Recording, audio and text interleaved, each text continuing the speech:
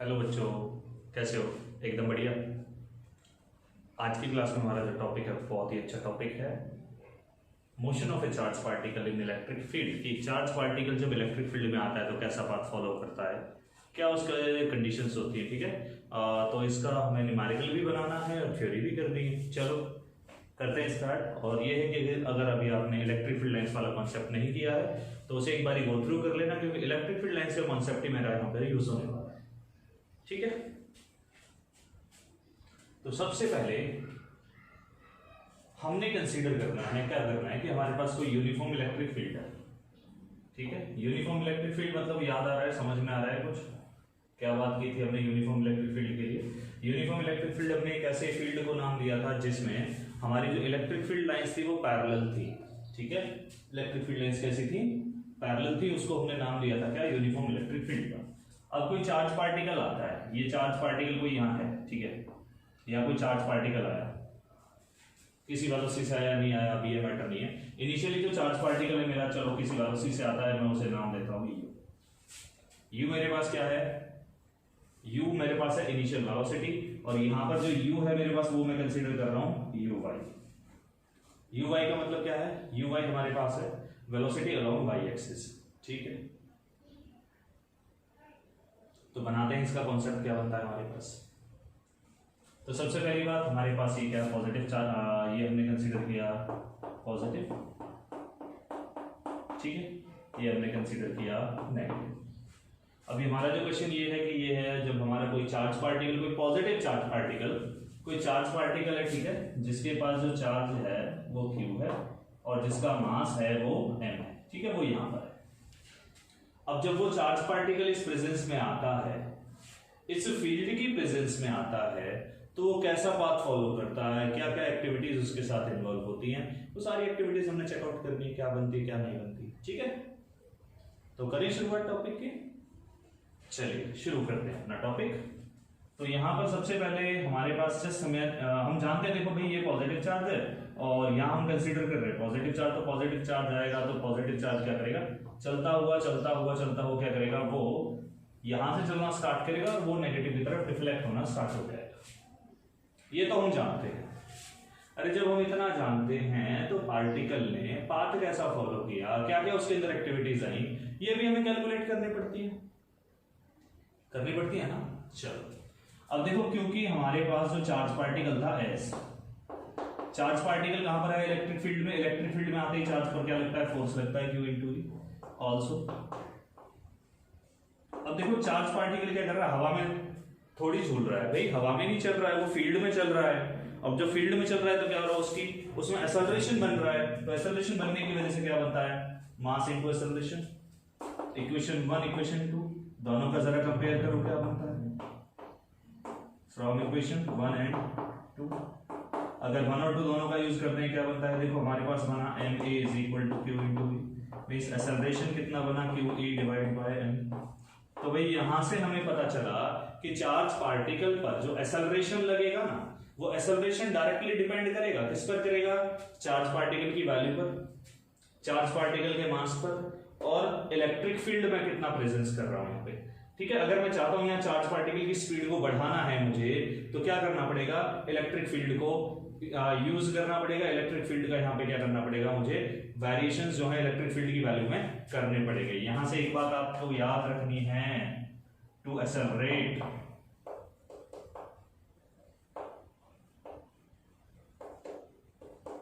The charge particle, charge particle को accelerate करना होगा तो क्या करना पड़ेगा? Value of electric field should be increased. ठीक है, तो क्या करना पड़ेगा भाई? इलेक्ट्रिक फील्ड की वैल्यू को हमें क्या करना पड़ेगा?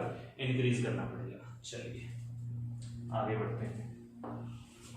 अभी देखो हमारे पास क्या है, एक बात हम छोटी सी यहाँ पे कंसिडरेशन में लेके आते हैं कि जस्ट अगर हम इमेजिन करें कि हमारे पास जो चार्ज पार्टिकल इनिशियली रेस्ट पर था, तो हमारे पास कुछ टाइम बाद जब वो इलेक्ट्रिक फील्ड के अंदर रहेगा तो उसके पास कुछ वेलोसिटी आ चुकी होगी, v is equal to u plus at, then v is equal to क्या बनता है? 0 प्लस at, और v is equal to a की वैल्यू अभी कैलकुलेट की थी, q e m ठीक है, तो यहां से हमें पता चलता है चार्ज पार्टिकल जितने टाइम के लिए इलेक्ट्रिक फील्ड में रहने वाला है, नोटिस करना है, जितने टाइम के लिए इलेक्ट्रिक फील्ड में रहने वाला है पार्टिकल की स्पीड उतनी ज्यादा बढ़ेगी।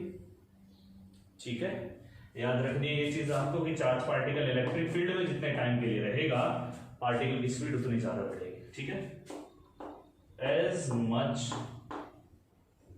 Time is spend by the particle in electric field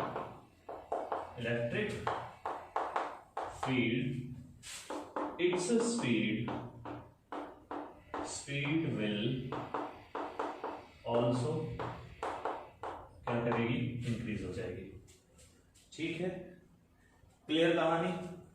चलिए एक काम करो, फटाफट से नोट डाउन करो, फिर आगे बढ़ते हैं। भाई क्या करना है, इसके कुछ क्वेश्चंस हैं हमारे सामने, क्वेश्चंस को हम सॉल्व आउट करने वाले हैं, फिर आगे बढ़ेंगे। चलो फटाफट नोट डाउन करो इसे।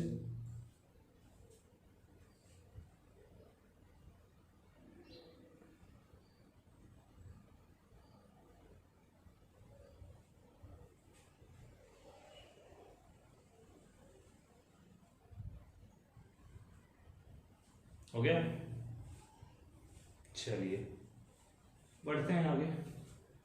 अब क्वेश्चन आता है हमारे पास, डिफरेंट टाइप के 2-3 क्वेश्चंस हैं, उनके बारे में बात करते हैं, फिर आगे देखते हैं क्या होता है। ठीक है,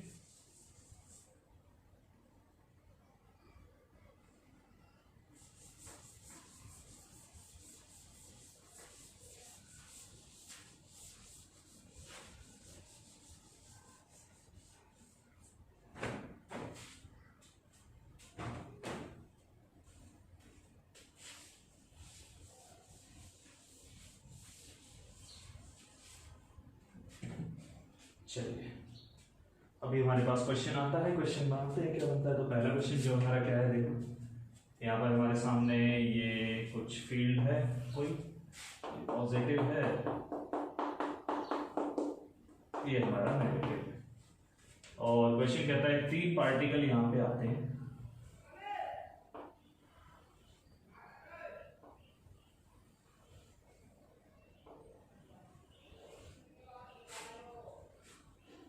ये 3 पार्टिकल यहां पर आते हैं। ठीक है,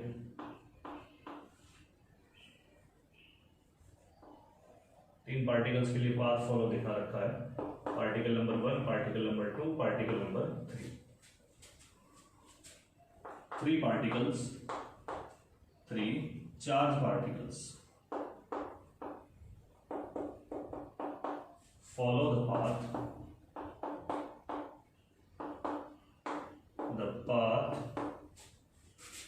1, 2 and 3 in the presence of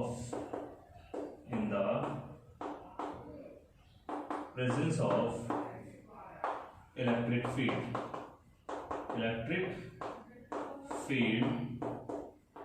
as shown in figure। ठीक है, तो क्वेश्चन कहता है आपसे identify the nature of charge and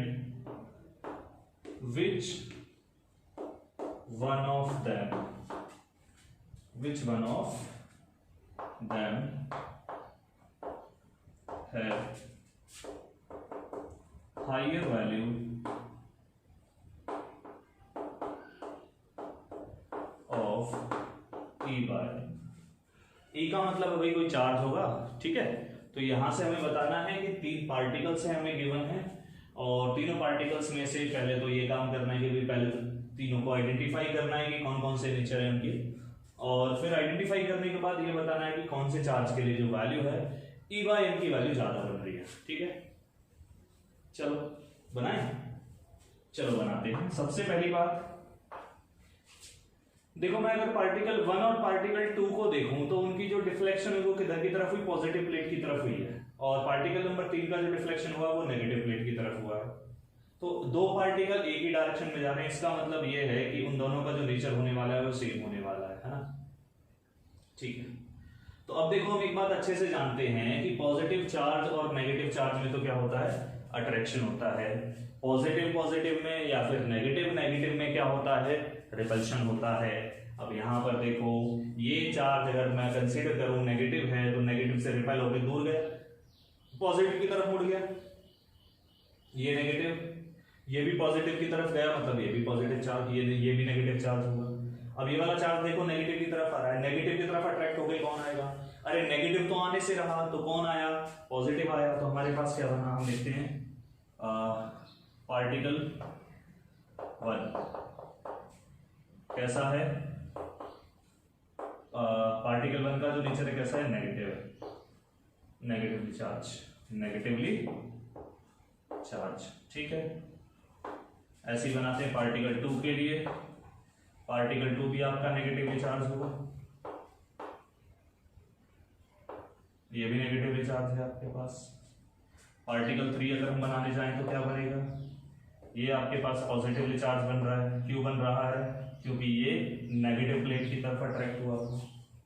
ठीक है, अब क्वेश्चन आगे का कहता है भाई, चलो ये तो हमने बता दिया, अब हमें यहां पर ये बताना है कि इनमें से कौन से पार्टिकल के लिए E/m की जो वैल्यू है, E/m का मतलब है चार्ज मास रेशो। ठीक है, इसका मीनिंग क्या है, चार्ज मास रेशो।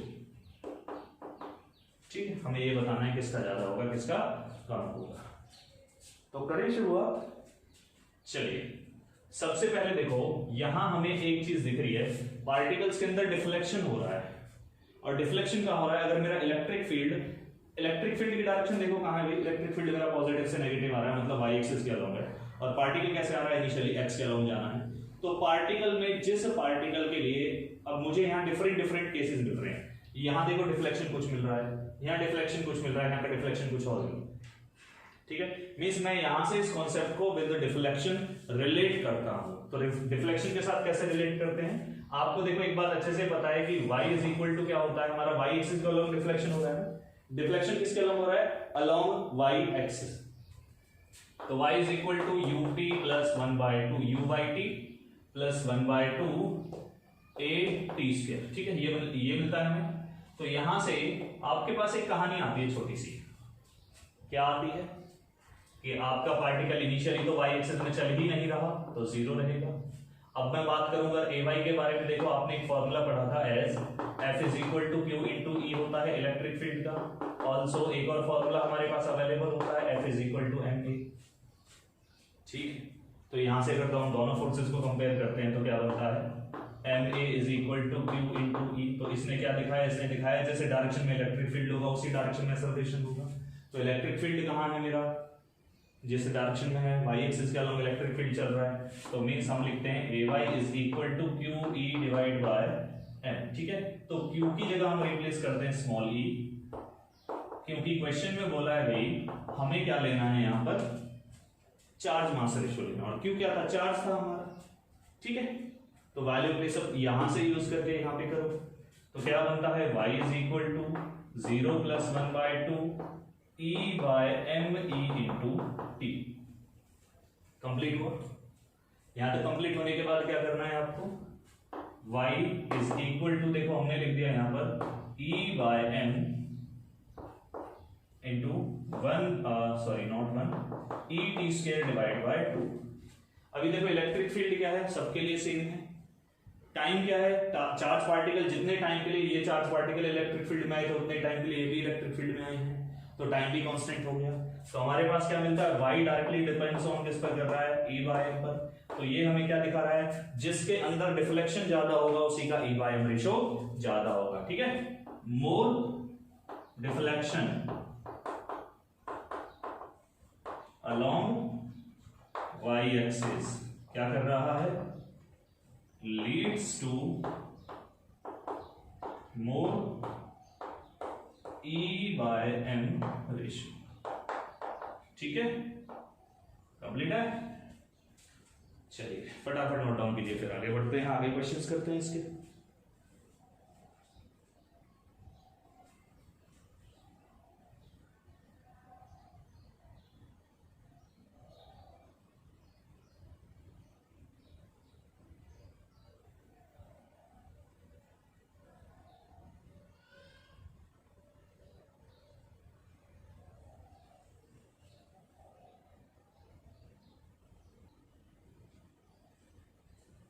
ओके, चलो रफ कर देते हैं, आगे क्वेश्चन बनाते हैं।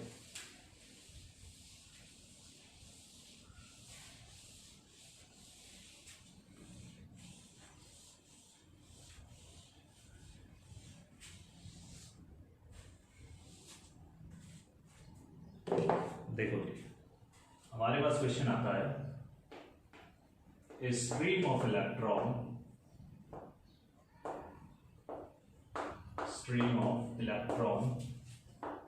is traveling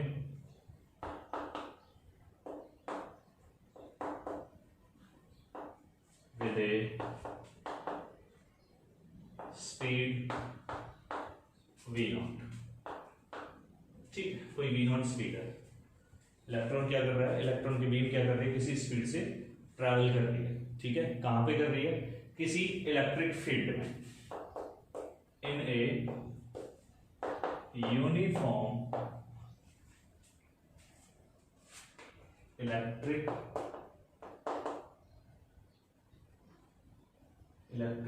field. ठीक है, if the deflection, if the beam, चलो स्ट्रीम है ना, स्ट्रीम लिखते हैं, if the stream deflected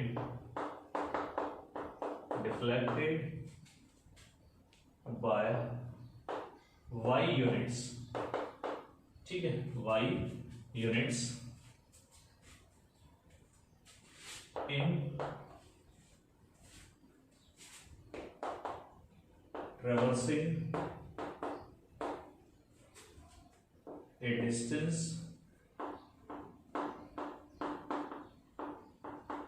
of x meter, x unit. ठीक है, x यूनिट लिख दिया, वैल्यू कुछ भी हो सकती है यहाँ पे, y की वैल्यू कुछ भी हो सकती है। ठीक है, और x की वैल्यू भी कुछ भी हो सकती है। क्वेश्चन कहता है find out the value of E by m। ठीक है, चलो बनाए क्वेश्चन का सॉल्यूशन। अभी सबसे पहले क्या करना है, हमें सबसे पहले देखना है पार्टिकल कहाँ चल रहा है। पार्टिकल जो है हमारा वो चल रहा है इलेक्ट्रिक फील्ड के अंदर। तो जब पार्टिकल इलेक्ट्रिक फील्ड के अंदर चलने वाला है तो उस पर जो फोर्स लगने वाला है वो लगने वाला है Q इंटू E। और यहाँ पे बात किसकी हो रही है, इलेक्ट्रॉन की। तो हमारे पास जो Q है वो किसके बराबर है, इलेक्ट्रॉन के। तो यहाँ से हम लिखते हैं F is equal to E into E। ठीक है, और ऑल्सो F की वैल्यू तो हमारे पास MA होती है। तो क्या बना रिजल्ट हमारे पास, दिस इंप्लाइज हम लिखते हैं MA is equal to E into E, then A is equal to EE divide by M। Complete हुआ, एक्सेलरेशन आ गया। अब क्या करना है भाई, हमें बताना है पार्टिकल का E by M कितना होगा अगर वो v0 स्पीड से इलेक्ट्रिक फील्ड में चल रहा था और y यूनिट का उसने डिफ्लेक्शन लिया था। अभी देखो, मुझे स्पीड जो गिवन है ना वो v0 गिवन है। अब पार्टिकल किधर चल रहा है, x के अलोंग चल रहा है, डिफ्लेक्शन कहां है, y के अलोंग है। याद रखना है, डिफ्लेक्शन कहां है, y के अलोंग है। हमारे पास क्या है, एज uy कितना है 0, y क्या था uyt plus 1/2 ay into T square. अब यहां पर देखो भाई t क्या होगा, अरे t तो हमारे पास वो टाइम है जितने टाइम के लिए पार्टिकल फील्ड में चल रहा है। अब फील्ड में किसके अलोंग चल रहा है, x के अलोंग चल रहा है। वो जैसे ही वो फील्ड को छोड़ेगा तभी तो वो y के अलोंग डिफ्लेक्ट हो रहा है। पीछे हमने डायग्राम देखा था ना, जब तक वो इलेक्ट्रिक फील्ड में चल रहा था तब तक तो उसकी स्पीड बढ़ रही थी, लेकिन जैसे ही वो इलेक्ट्रिक फील्ड यानी पॉजिटिव वाले हिस्से को छोड़ के आगे बढ़ा था तभी वो डिफ्लेक्ट होना स्टार्ट हुआ था, पॉजिटिव वाले को या फिर नेगेटिव वाले को। ठीक है, तो हमारे पास क्या मिलता है यहाँ से, अभी अगर हम कैलकुलेट करने जाते हैं तो बनता है 1/2 ay into T square, y is equal to ay कितना है हमारा, हमने लिखा है it is 1/2 e by m e into T square. अभी हमारे पास भाई t की वैल्यू नहीं है ना, e by m मुझे कैलकुलेट करना, लेकिन t मेरे पास आया हुआ है। लेकिन t से पहले अगर मैं देखूं, t का मतलब है टाइम, टाइम के लिए मुझे स्पीड दे रखी है और मुझे traversing distance x units, x unit की डिस्टेंस ट्रैवल करना है, मतलब डिस्टेंस भी दे रखी है। हमें क्या करना है, यहाँ से बस हमारा एक ही काम बचता है। क्या बचता है हमें, यहाँ से हम लिख सकते हैं एज टी हमारे पास टी लिखता हूं मैं, वेलोसिटी क्या बनता है, स्पीड बनता है x बाय टी। तो यहां से अगर आप टाइम की वैल्यू निकालने जाते हो then it will be x by v naught. This implies y is equal to 1 by 2 E by m electric field into x square divide by p naught square. Complete हुआ। Arrange करो इन्हें।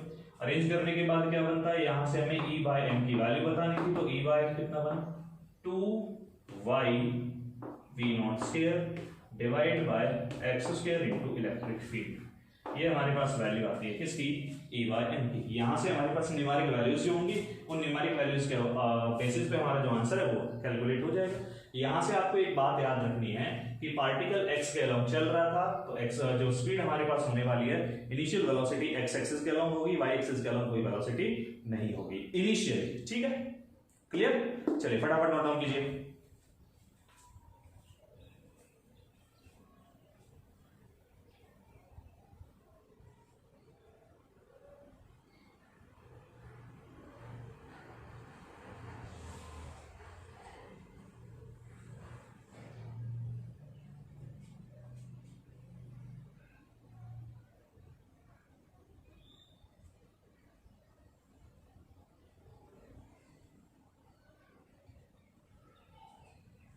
हो गया, चलिए तो करते हैं, फिर आगे बढ़ते हैं, बनाते हैं अगला question next.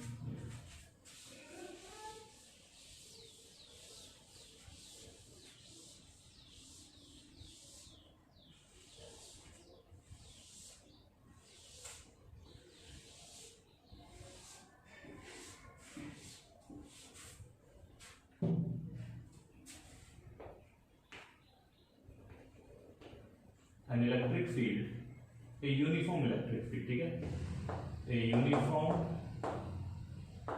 electric field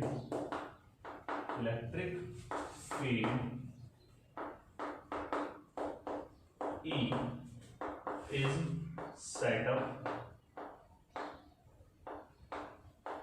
between the plates of a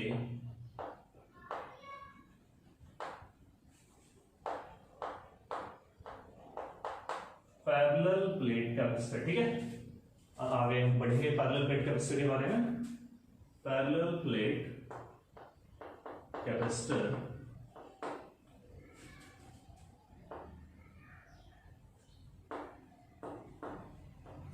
an electron enters to the field as shown in figure. Find out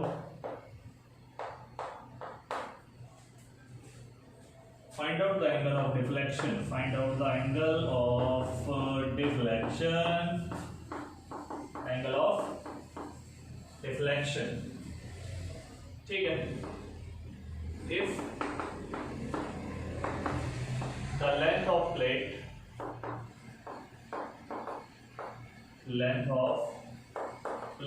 is L। ठीक है, length of each plate, length of not plate, length of each plate, each plate is L and speed of electron is V।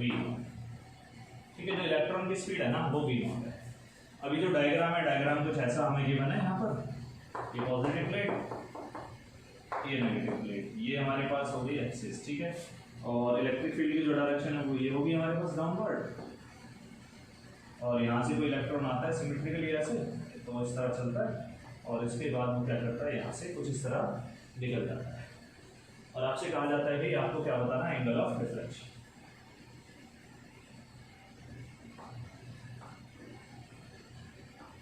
Deflection का इधर की तरफ हो तो आपको क्या करना है, यहाँ से ये एंगल बताना है, एंगल थीटा कैलकुलेट करना है, भाई कितना बनेगा कितना नहीं बनेगा। ठीक है, कहाँ तक रहेगा वो इलेक्ट्रिक फील्ड के अंदर रहेगा, इलेक्ट्रिक फील्ड कहाँ है, यहाँ तक, तो यहाँ के बाद वो चेंज हो रहा है ना, जब यहाँ के बाद चेंज होगा इलेक्ट्रिक फील्ड के बाद का एंगल आपको चाहिए, ये डिफ्लेक्शन जो होगा वो कितना होगा, ये होगा आपके पास एंगल थीटा।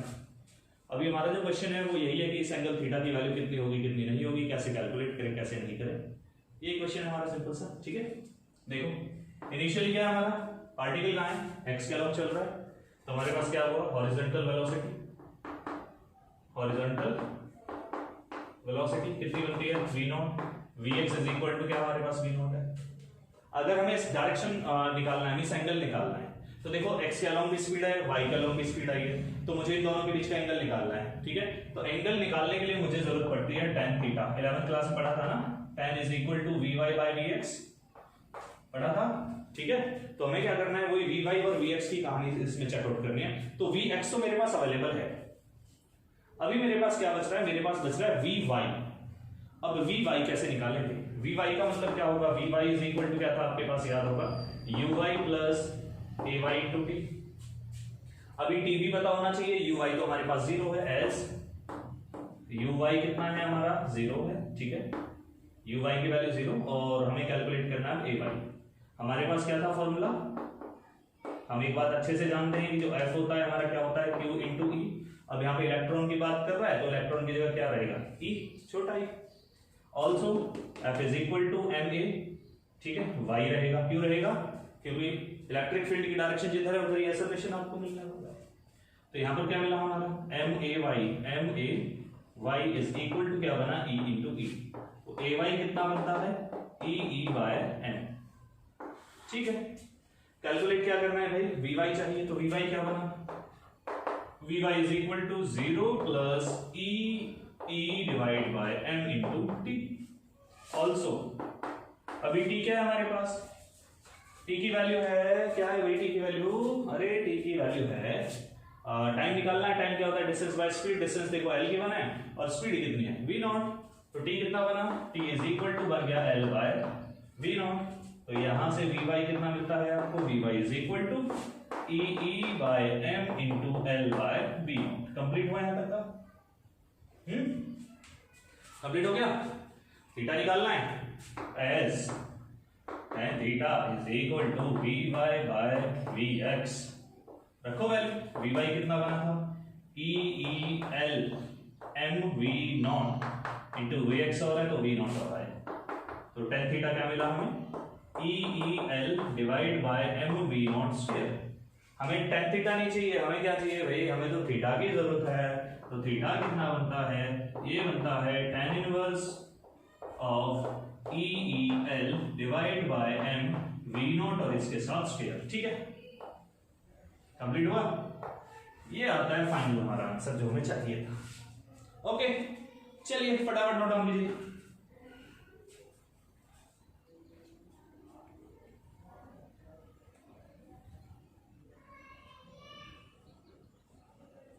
हो गया, चलिए आई होप टॉपिक आपका कॉन्सेप्ट जो है वो क्लियर रहा होगा। देखो इससे रिलेटेड बोर्ड एग्जाम के अंदर क्वेश्चन बहुत अच्छा बनता है। ठीक है, बहुत अच्छा क्वेश्चन बनता है यहाँ से इस कॉन्सेप्ट का एक, तो मे भी पॉसिबिलिटीज हैं यहाँ से क्वेश्चन एग्जाम में आपके सामने प्लेसअप होने की। तो आई होप कि आपका जो कॉन्सेप्ट है वो क्लियर रहा होगा यहाँ से, और अगर फिर भी कोई प्रॉब्लम है, कहीं कोई डाउट रह जाता है, देन आप कमेंट बॉक्स में कमेंट करके अपना डाउट क्लियर कर सकते हो। ठीक है, तो क्या करना है आपको, तब तक के लिए बाय बाय, टेक केयर, और एक काम और करना है, क्या करना है भाई, लाइक शेयर एंड सब्सक्राइब। ठीक है, मिलते हैं नेक्स्ट वीडियो में नेक्स्ट लेक्चर के साथ, तब तक के लिए बाय बाय, गुड बाय।